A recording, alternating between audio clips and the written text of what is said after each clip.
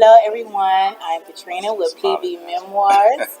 This is Chef Trey with Gourmet Sexy. Hi, Trey. How are you? Hey, how you doing? This week with PB Memoirs, we will be featuring and showcasing different chefs, authors, and realtors in the Atlanta area. So we have Chef Trey with us today. Can you tell everybody a little bit about what you do? Well, I'm a personal chef. I'm a catered chef. I do meal preps. Basically everything around food. So I have like personal clients for like anniversaries, birthdays, special occasions. Then I do catered events like weddings. Big anniversaries or anything that's dealing with like a big venue. Um, Meal preps every single week, so it's like a different menu, a different taste, a different flavor, but the same quality though. And that's really about it though. So I mean, everything really just based around food. Even with gourmet sets, it's the same thing. So it's like you know, you work out, you stay fit, you stay healthy. But my pet peeve is like working out, but then you still want to go home and eat like a burger or some pizza. That's me. You feel like That's me. you feel like you like lost like 40 pounds. So like, oh, I deserve a pizza. Yep. Really you don't, but you know what I'm saying. But who am I to judge? Right. So at the same time, it's like if I can create a healthy meal plan, that's it's like if I can create a healthy meal plan where you still can gravitate to what you really like to eat at. So you know it's okay to eat a steak or chicken or some kind of protein, unless you're like a vegetarian or vegan. But I want to create something to where like you can just be like, I worked out and I came home and I had some chicken or some cauliflower or some Brussels sprouts or something just healthy but still flavorful. So Okay, so yeah. how long have you been a chef? About trying to think. I'm getting old now. So you've been cooking since the womb, Yeah, huh? man, since coming out, but about I want to say I've been cooking professionally since I was about 19, 20, 21 maybe. But just cooking it in general, I was like a youngster. Like my grandmother used to bring me in the kitchen um, when I was like 5 or 6 years old, right? Hmm. And I'd be hungry. As a Right. kid, you just be Yes. hungry. Yes. So like my Yes. grandmother used to bring me in the kitchen, and she never used to be like, taste this. She just like, come here. And I come, I see food, I smell food. Some things she gonna just like give me like a plate, and she just have a fork like, here you go. You know what I'm saying? I'm Right. like, Right. and I'm like, so like at the age of 5, eating some salmon tartare is like, you don't really know what it is. You just like, oh, okay, I guess it tastes good. You know Right. what I'm saying? So even at a young age, I developed a palate for, nice fine dishes, Hmm. but not knowing what it was. Hmm. And then when I turned about maybe 16, just like everybody else in high school, I'm working at Wendy's, Taco Bell, McDonald's. You know Right. what I'm saying? Just kind of like Boston cakes or just take a chick out, whatever the case may be. But after that, I really got more into like the whole fine dine element around like 20, 21, 22, something like that. And from that point in time, I was working at this job, and it wasn't really teaching me what I really wanted to know because everything was uniform. Hmm. You know what I'm saying? It's like like this corporation is like if it tastes like this here, it's gonna taste like this in California. It was just uniform, so I Hmm. really couldn't really branch out and really Right. just Right. create and like different flavors. Right. So it wasn't until I was about maybe 24, 25 when I really got into like the extra outreach, different ingredients and stuff like that. You know what I'm saying? Okay. So I've been cooking, for a while. So I've always had a palate of flavors and dishes and stuff like that at an early age. But really hands on, can't look back though. Okay. Do you have a favorite dish that you like to cook, or a favorite dish that your clients love that you cook? When I first came to Atlanta, right? Mm-hmm. Well, I'm gonna piggyback off that a little bit. So I've been in Atlanta a few times in my life. This is my first rodeo. But coming back here, this time is different because now I'm coming back as a chef. Before it's kind of like y'all was younger, coming to visit moms, going to school. You know what I'm saying? It wasn't like no, there wasn't any business involved. Now it's business involved. So coming here now, when I first came here, I had to put myself out there. And the first dish that I felt was like so easy and so cheap, but so good at the same time was a gazpacho. Okay. And it's like an Italian cold soup. And it was just something I learned back in California, and I was like, you know what? I'm finna bring this to the South. Right. I'm not saying the South don't do that, Right. but I wanted to bring my flavor of the gazpacho to the South. You know what I'm saying? Right. By doing that, and when I did that, I feel like a good year. They was like, "What is this?" You know what I'm saying? Like, they was like, "What is this?" I was like, "It's gazpacho." Mm-hmm. It's so good, and about a one person said it wasn't really bad what she said, but she said something. I was kind of like, nah, it ain't that, because everybody else said it was good, but just like later on, like in the months, whatever, when I did like another event, and she was like, she said, it kind of tastes like salad dressing. Like And the soup tastes like salad all I dressing. could do was just like, okay, and brush it off, whatever.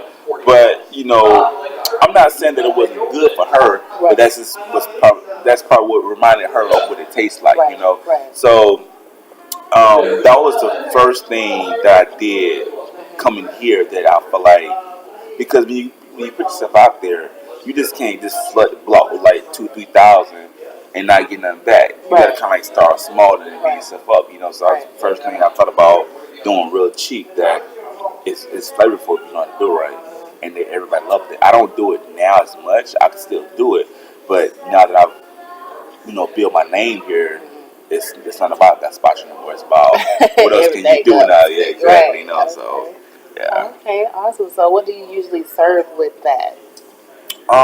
It's really like a cold soup. So really, honestly, a nice garnish would go good with that. A little bit of fine dining or fine cuisine style of olive oil. Extra virgin, of course. And you can just garnish how you want to do it. Like if you do like a tomato gazpacho, it's a cold soup, so you garnish it with like some fresh tomatoes, or like some chives.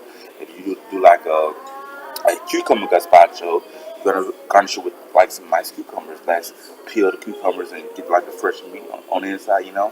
If you do like a peach gazpacho, anything that is the base of the gazpacho, you want to garnish it with the actual solid version of that gazpacho.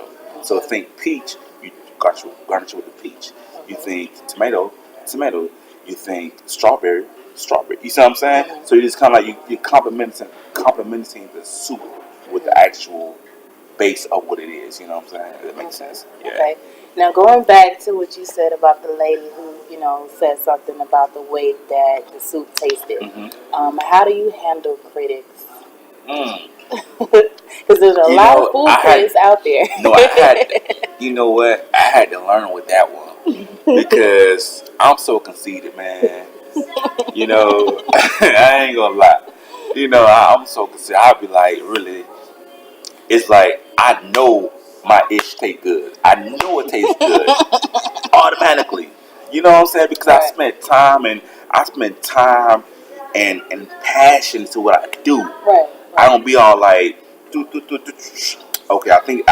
No. I actually have to taste it more salt, or it's too much salt. Let me, water it down a little bit and then bring it back to life a little bit. You know what I'm saying? Whatever the case may be. So I take time in doing that. So, but I've done that for so long, but nobody really criticized that situation. I think back in LA, they kind of like babied me in a way. Right. So when I say baby me, it's like it tastes good, and they're probably in their mind saying, "Oh, he could do better." but it's still delicious. You see what I'm saying? Somebody really never really told me about that. So coming here, there was some criticisms like, what? You know what I'm saying? You know what I'm saying? Like, back in LA was all good. Right. Here's, you know what I'm saying? So, and I'm not speaking bad about Atlanta or anything like that. I'm just saying, like, you know, you have to adjust to the different profiles and Right. taste buds Right. that they're bringing here in the South. Right. You see what I'm saying? Right. So, you know, it's like if you go to LA, New York, Jersey, Frisco, Tennessee, everybody does something totally different. So I'm just adjusting to, you know, the South as far as cuisine style. But I didn't really take, but so how I took that was more so like, you know, I didn't really just, I think, I'm trying to remember if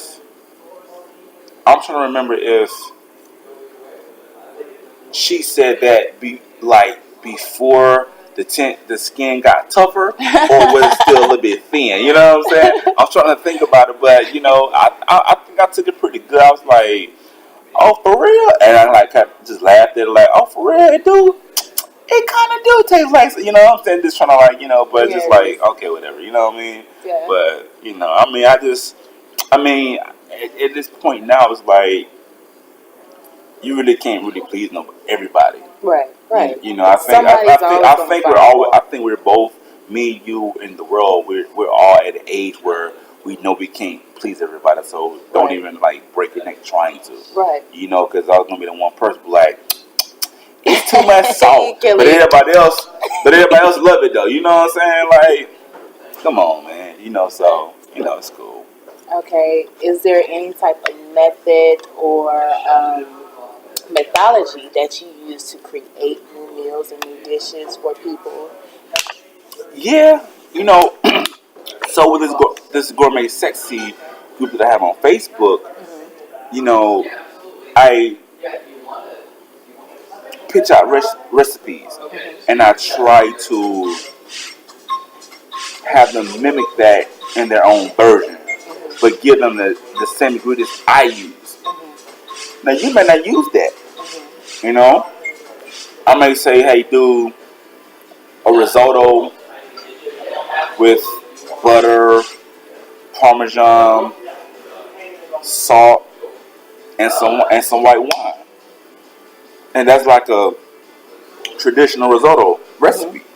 You know, I mean, of course you have schematics about it, but it's traditional. And somebody may say, you know what? I want to do some mozzarella.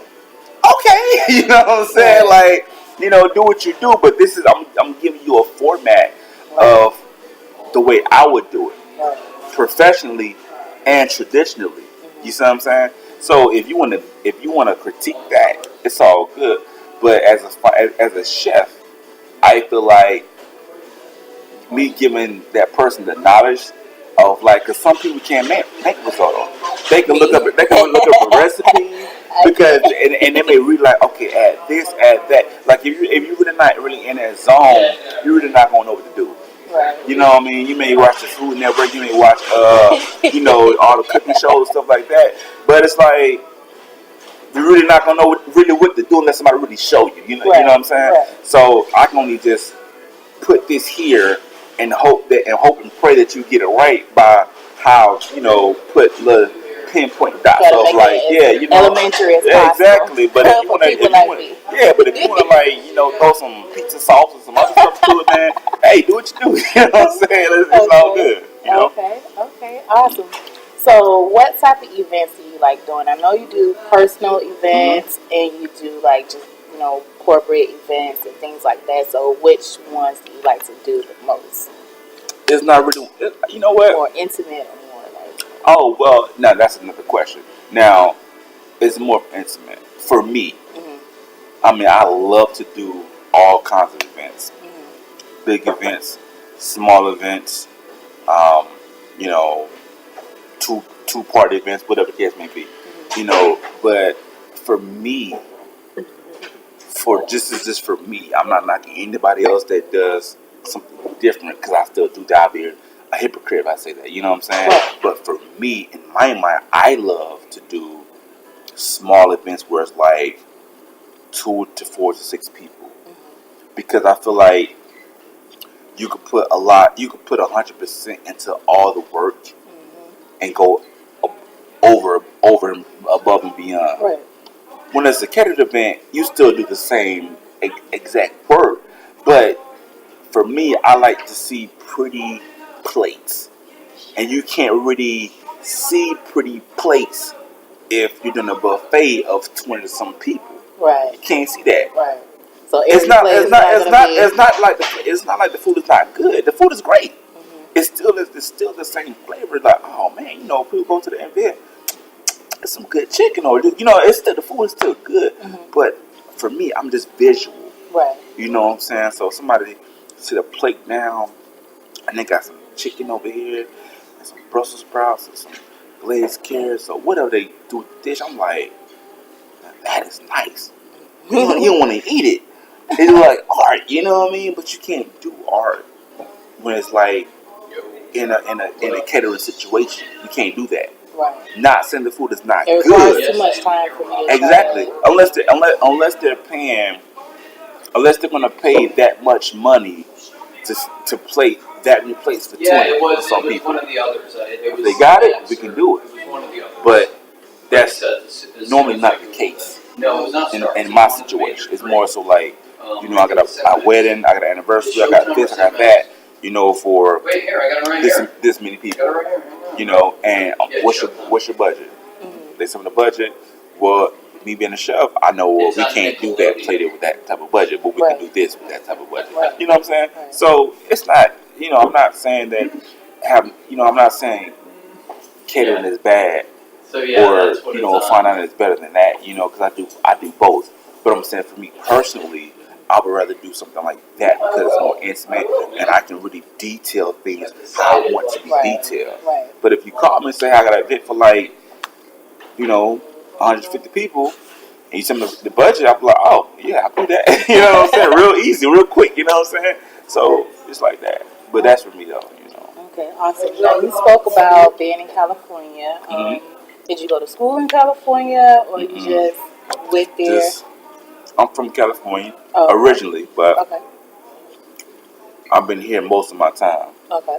My mom stays here, so I've been here most of my time coming up in the South, and just every now and then I just go back to LA, and it's the origin of my roots, because my mom is not even from California. My mom is from Cleveland, Okay. but she had me in California. You see what I'm saying?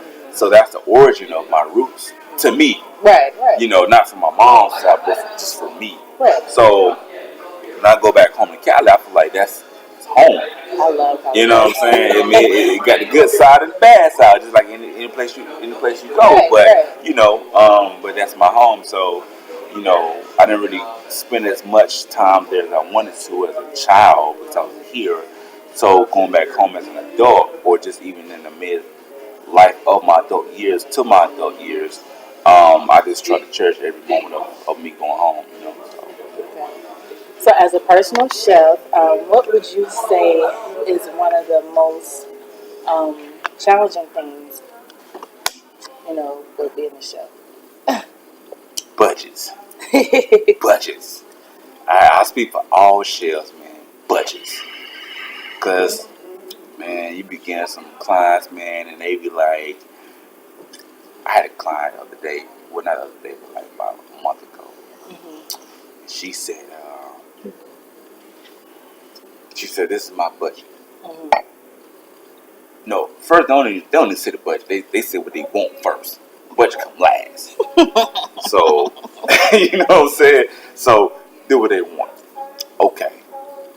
And I'm like, all right, as chefs, we'd be like, okay, if you can do it, you can do it. Right. So you be like, okay, cool.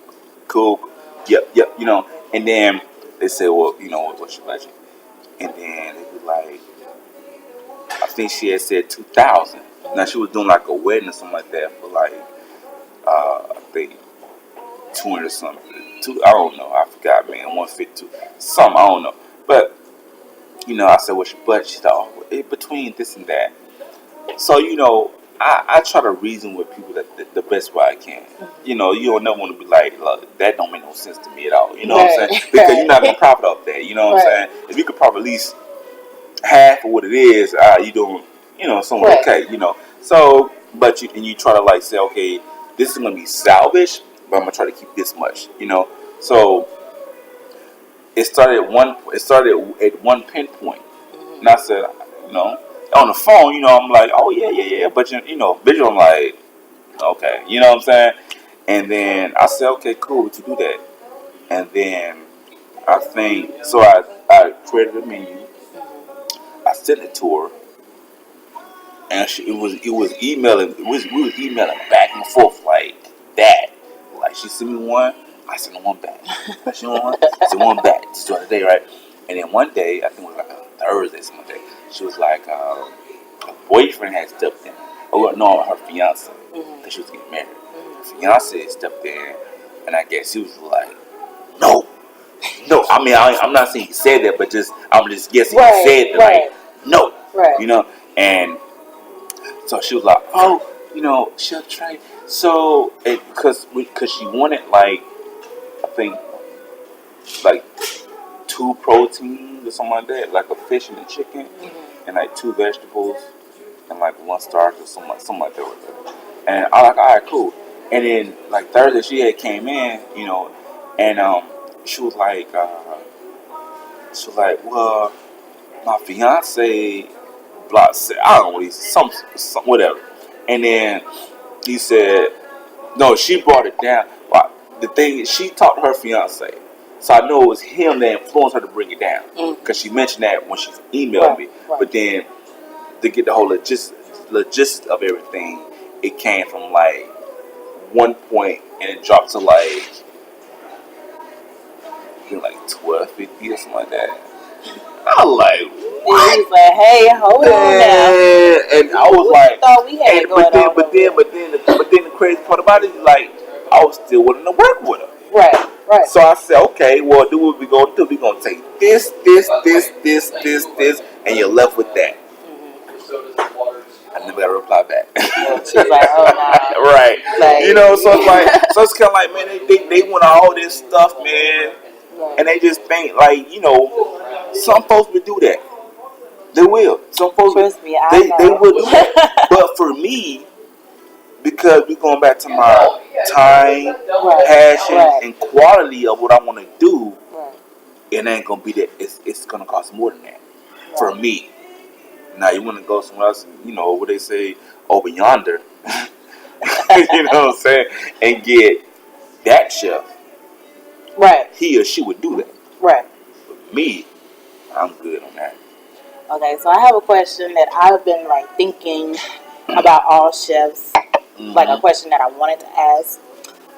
So like, where do you get your ingredients? Do you go to a regular store? Do you go to Whole Foods? Do you go to farmers market? Like, where do you get the ingredients to prepare your meals? I always go like to the market. So like Whole Foods. What's the other store? Sprouts. Farmers market, of course. Anything that has market.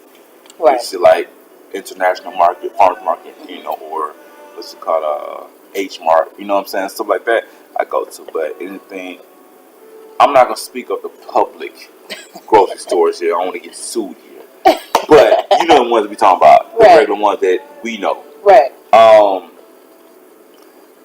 I wouldn't go there unless it was like kind of like a high and buy situation. You know what I'm saying? So like, dang man, I forgot the soy sauce. Or I'm just throwing something out there. I'm not saying that you can get soy sauce, whatever. I'm just saying I'm just throwing something like if you feel like you forgot something where you feel like you can get it better over here because it's more fresher, or it's because what you know what you're really getting. It's like, dang man, I don't really want to go here, but you got like an hour before departure time to go to your event. You like, man, I'm just go here, you know what I'm saying, and get that. But try to kill some time. Exactly, because you forgot about it, whatever, or you ran out or something like that, whatever. But for the most part, I try to use really what's fresh, and that's based off. I got that from being, in California. Not speaking about the region I'm in now. I'm saying the chef that I worked for was always fresh. Right. He would always go to the market every Wednesday. You know what I'm saying? Like we had the farmers market. Right. You know what I'm saying? Every Wednesday, and in Santa Monica, and I love like Santa Monica. like every Wednesday is the farmers market.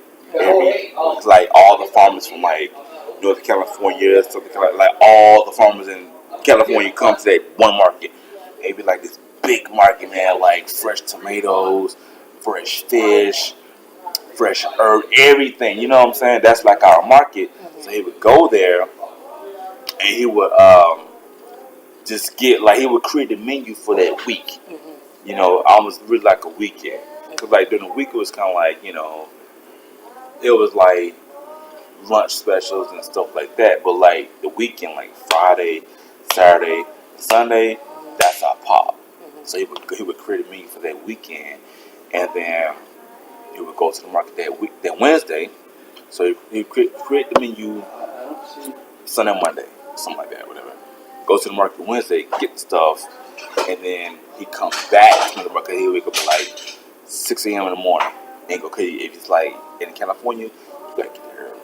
Right. If you don't get there, everything be gone. I'm gonna tell you, you don't get there. It opens at 6. If you don't get there at 6, everything be gone by like 8 o'clock. So we try to get there early and get like this. So he creates the menu before. Go there, he knows exactly what to get, And then he come back to the store to the restaurant about 11 o'clock, 11:30. And then from that point, we just prep all, for that weekend. We can get hit, we hit Friday and Saturday and a little bit on Sunday. Okay. And then whatever's left over, that's what we run for the lunch specials throughout the week until that next Wednesday for another menu. Right. So coming from there, it was instilled in me to always use fresh things. You know what I'm saying? And I wasn't even watching like the Food Network and stuff like that at that time. I mean, I knew about it, but I wasn't really like into like, I was kind of like this, really just grinding more my hands. Yeah, like exactly. Yeah. So that's all I already knew. So anywhere I go, it could be here, it could be New York, it could be Florida, it could be anywhere I go. I'm gonna still have that fresh mentality everywhere I go. Right. Like store, no. Market, yes. You know what I'm saying? So would you say that he is one of your biggest influencers to you becoming a chef? He brought something in. He brought something different inside of me because I knew I had the talent to be where I'm at today. But I think he gave me more of like that push. When I say, and it wasn't easy because he's an Italian chef. They're never nice. You know what I'm saying? Well, I can say that for sure because they're not. But he was. He was a James Beard Award, nominee chef, and he just it was, I'm like 6'3", man. This joker like about 5'4", 3", you know what I'm saying, 5'6" at the most. I'm looking down on this cat, he looking up at me like talking mad crap, you know what I'm saying? I'm just like, so he had like a lot of bark in him, man, but I respected his passion, and like it's like this. If you ever work next to me or with me and you see the passion comes out, it comes from him because he was so passionate about what he was doing, and I respect him to this day for that. So, he really brought like a different version of myself because before I was still doing what I was doing, but I wasn't like I wasn't as critique as I am now with it. It's like you got it, but you could do more with it. But they settled for you got it. Right. He settled for like you could do more with this, and that's what he pushed me to. You know what I'm saying? Okay. So yeah. Okay, awesome. So for someone who is aspiring to be a chef, what would be some of the things that you would tell them to kind of keep them motivated and keep them, on the right path? Talking to the youngsters, huh? Yeah. Well, it just depends on where you want to go in life with that. if you just playing with it, you just you play with it, and you don't really know if it's good until you really just play with it. Like, oh wow, I'm good at this. Right. But if you really taking it seriously, you have to. And I can't really relate my situation to theirs. Right. But if they really want to, you have to kind of you have to go way back. I think for me, you have to go way back into the origin of what you want to do. But they don't do that. Think about it. You look at a recipe now, or a dish, or a celebrity chef, or something like that, and you think that's how it's supposed to be right now. No, you go way back, you see the way that it's really supposed to be. It's throughout the years, it just changed along the way. Right. You see what I'm saying? And it's okay to be fusionized, create your own style of it. That's okay. That's fine. Totally fine. I'm not knocking that. I do it myself too. But you can't sit up and tell me that this is how it's supposed to be Right. when I know that ain't how it's supposed to be. You know what I'm saying? You changed this along the way somewhere, or this is your thing, but this is really how it's supposed to be traditionally. You see what I'm saying? So if you really taking it seriously, go back and see the history of what you're doing or trying to do, a recipe or a sauce or a dish, see how it's really supposed to be done, and then you work on your style with that. Right. If you're taking it seriously, you see what I'm saying? Right. Because you're not gonna sit up here, you got a lot of, we have a lot of, how can I say, we have a lot of, no, it's not anything bad. No, I'm saying you have a lot of entertainers out here. Right. Whether it's like an actor or a singer, with us it's food and culture. It's a culture to cook. So there's a lot of people like this out there that's doing different things. So even if you're if you're a hip hop star, you don't go listen to this guy that sound like crap, would you? That ain't hip hop. But you want to go back and listen to the origin of that. Right. You see what I'm saying? You go from the early 80s, the late 80s, and then start hitting that boom box. Right. And then it goes to more of like a kind of like a hardcore street hardcore street cred type of thing. And then from that, it goes to the auto tune. See, it just changes along the way. You see what I'm saying? So you go back and see, okay, where it between here and here, this is what I'm trying to tune into. How can I put my style in this and change the game? Right. You see what I'm saying? So that's what I think. If you want to really take cooking or music or acting or producing or being a PR, whatever, if you want to take something seriously, go back to the origin of what you're trying to do and see how it was changed along the way, and then somewhere you will find your stitch. Right. That's what I think. Right. Because that's what worked for me. Awesome. Now, we got to talk about your name. What's the name of your company? What's the name of your business? Chef Trey LLC.